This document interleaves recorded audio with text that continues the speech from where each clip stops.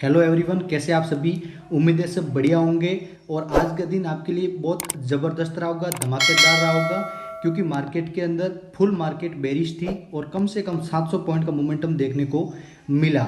यदि मार्केट में आपने बढ़िया मोमेंटम के साथ वर्क किया होगा तो बढ़िया पैसा अर्न किया होगा। हालांकि एक बैक बाउंस हर बार देखने को मिला था, लेकिन उसके बावजूद भी जिसने अपना लॉन्ग एसेट ट्रायल करके वर्क किया है, बढ़िया पैसा अर्न करके मार्केट में घर पे गए होंगे। लेकिन अब बारी है, कल आप किस प्रकार से वर्क करें। कल बैंक निफ्टी की एक्सपायरी है, एक्सपायरी जैकपॉट किस प्रकार से निकाले, कहाँ सपोर्ट रेजिस्टेंस है और मार्केट कहाँ से डायरेक्शन लेती हुई नजर आ सकती है, क्योंकि कल का सेटअप आपके लिए बड़ा इंपॉर्टेंट रहेगा।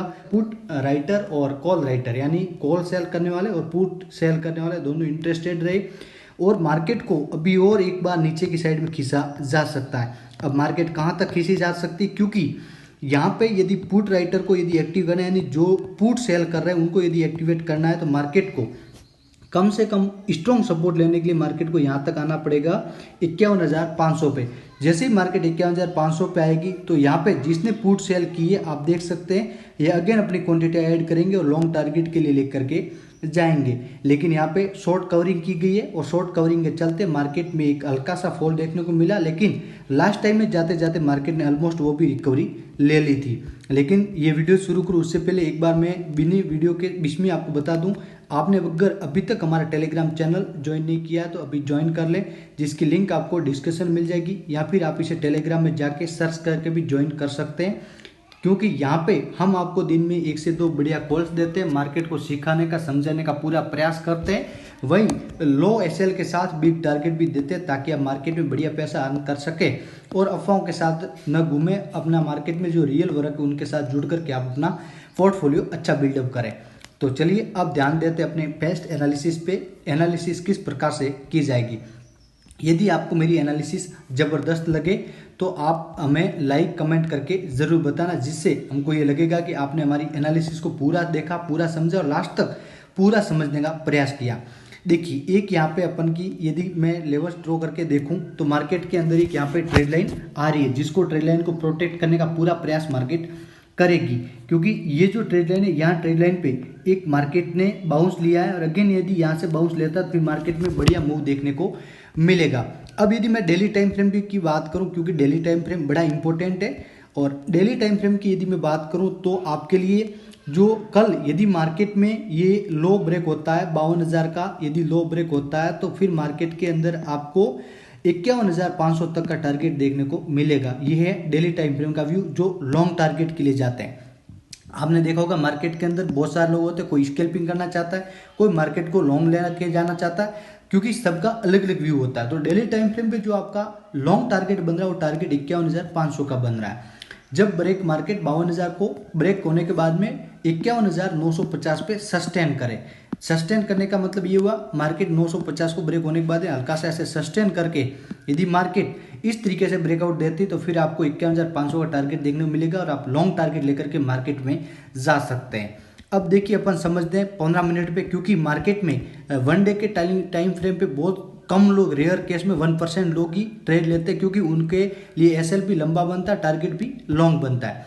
तो अब बारी अपन की कि अपन 15 मिनट में कैसे स्कैल्पिंग करें, कैसे 50 से 100 पॉइंट तक का मोमेंटम आराम से कैप्चर करें, क्या अपना रिस्क मैनेजमेंट फॉलो करें, वो चीज़ अपन एक देखते हैं। देखिए, ये आपके सामने मैंने 15 मिनट का जो टाइम फ्रेम वो आपके सामने मैंने खोल दिया है। आप देखिए, कल यदि मार्केट में आपको गैप अप ओपनिंग देखने को मिलती है और मार्केट आपको 52,400 के आसपास देखने को मिलती है, नोट डाउन रखना, पॉइंट टू पॉइंट देखना, ध्यानपूर्वक सुनना, बहुत इंपॉर्टेंट एनालिसिस है और बेस्ट प्रेडिक्शन आपके लिए होने वाली है। कल यदि 52,400 के आसपास ओपनिंग देखने को मिले और मार्केट यदि इस तरीके से सस्टेन करके यदि मार्केट 52,400 को ब्रेक कर दे, तब आपके लिए इंपॉर्टेंट जो कॉल की पोजीशन बनेगी, जो 0 हीरो ट्रेड निकलेगा, नोट डाउन रखे, जो 0 हीरो ट्रेड निकलेगा वो ट्रेड आपका 52,480 के ऊपर निकलेगा। 52,480 नोट डाउन रखे और उस टाइम पे आपको 52,400 की कॉल को बाय कर लेना है। नोट डाउन रखे, 52,400 की कॉल को आपको बाय करना है।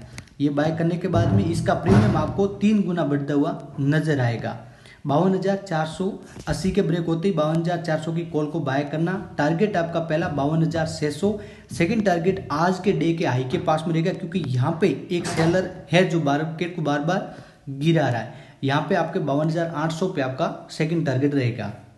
लेकिन यदि गैप अप ओपनिंग होने के बाद में यहाँ पे कुछ व्यू चेंज होता है और ये मार्केट जो मैंने आपको बताया कंसल्टेशन करना शुरू करे और अपन को 0-0 ट्रेड का मौका न दे, तब आपके लिए मार्केट में वेट करना जब तक मार्केट 52,020 को ब्रेक ना करे। नोट डाउन रखें 52,020 को, क्योंकि आप यदि इसको बैक जाके भी चेक करते हैं तो ये प्रॉपर बाइंग जोन रहा है, ये प्रॉपर बाइंग जोन रहा है, आप चेक कर सकते हैं।